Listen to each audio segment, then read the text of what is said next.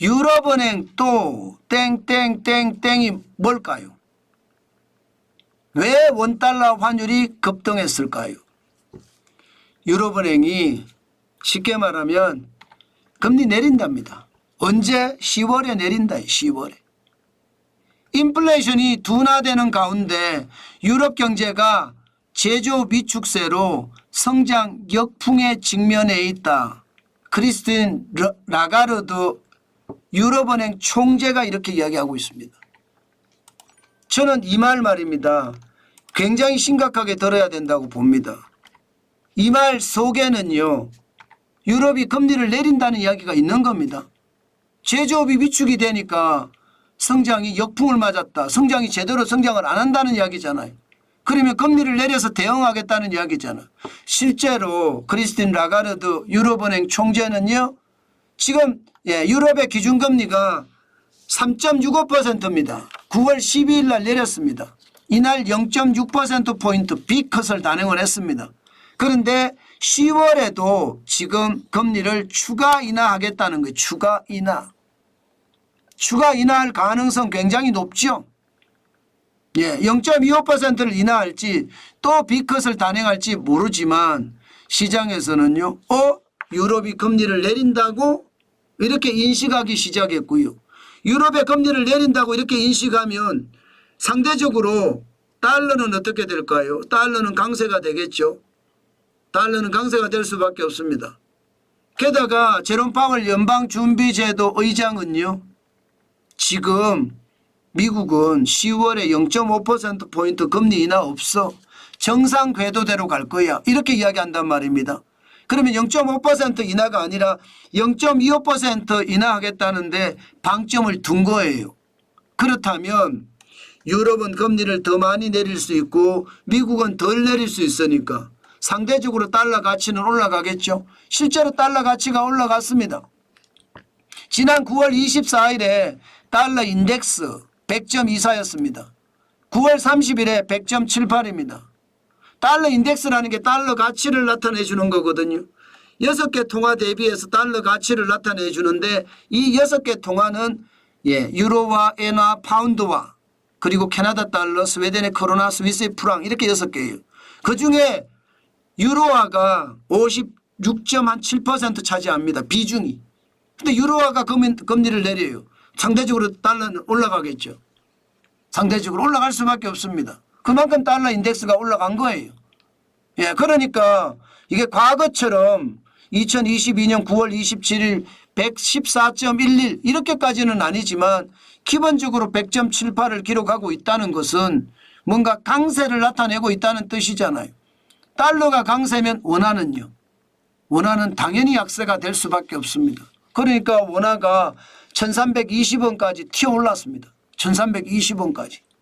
굉장히 빠른 속도로 튀어올랐죠. 이게 여러분 마감을 보세요. 마감. 9월 30일 마감을 보면 1307.8원이에요. 1307.8원이 1320원이 됐으니까 거의 말입니다. 12원 가까이 넘게 올랐잖아요. 12원 넘게. 달러가 굉장히 급등한 겁니다. 달러가 급등하면서 원달러 환율은 더 올랐죠. 원화는 약세가 됐다는 거죠. 원화는 약세. 이것을 보면 요즘 세계 경제가 얼마나 불안한지 저는 단적으로 보여준다고 생각합니다. 환율이 말입니다. 하루에도 10원, 20원씩 계속 왔다 갔다 한다는 건 여러분 시장의 충격파가 그만큼 크다는 거예요. 8월 23일에 1338.8달러가 9월 13일에 1329.1달러 9월 30일에는 1307.8달러 게다가 지금 차액거래 선물한 시장에서는 1320달러까지 다시 올라가고 이게 도대체 무슨 일입니까? 이렇게 말할 수밖에 없을 거예요. 그만큼 원달러 환율이 지금 또다시 올라가기 시작을 한다 이렇게 생각합니다. 그렇지만 여러분 기본적으로는요. 원달러 환율은요. 우하향할 겁니다. 우하향할 거예요. 왜냐하면 미국이 금리를 계속 내릴 거고요. 내년까지도 내린다고 하잖아요. 우리도 금리를 내릴 거지만 우리는 내릴 수 있는 한계가 있습니다. 기본적으로 부동산이 지금 워낙 많이 올라가고 있기 때문에 금리 내리기가 만만치 않은 상태거든요. 그런 상태에서 미국이 금리를 더 많이 내리면 달러의 약세는 더 심화되니까 우하향할 가능성 굉장히 높습니다. 저는 거기에 초점을 두고 반드시 생각해야 된다는 뜻이고요. 더 중요한 거 있습니다. 더 중요한 거. 더 중요한 것은요. 혹시나 블랙스완이 터지거나 회색 코뿔소가 터질 수도 있습니다. 지금 회색 코뿔소 중에 최대가 레바논이 이스라엘로부터 침공을 당하면서 어떻게 저항하느냐에 따라 달라지는 거고요. 또 이스라엘이 지금 하마스와 전쟁, 또 예멘 후티 반군과 전쟁, 그리고 레바논 헤즈볼라와 전쟁 3면전을 지금 하고 있는 거거든요. 진짜 대단하죠. 3면전을 하면서도 지금 꿀리지 않고 계속해서 밀고 간다는 것. 이것은 이스라엘이 꿀리지 않는 게 문제가 아니라 그만큼 전쟁이 확산된다는 거거든요. 이것은 결국 최악의 시나리오를 쓸 수도 있습니다.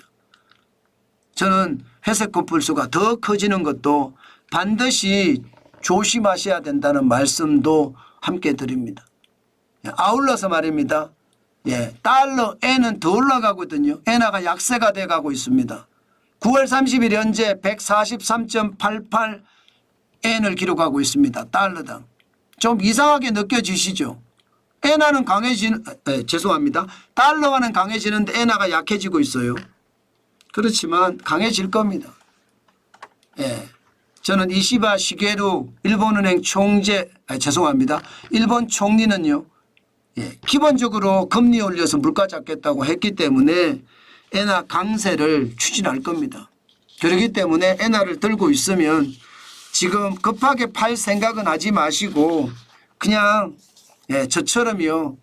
여유자금으로 사신 거라면 오래 들고 있자 이런 생각이 그냥 들고 있자고요. 당연히 그게 저는 필요하다 이렇게 생각도 하고요. 그만큼 환율은 변동폭이 크고요. 시장의 변화도 굉장히 크니까 조심하시고 또 조심하는 거 잊지 말자. 그 말씀 또 드립니다.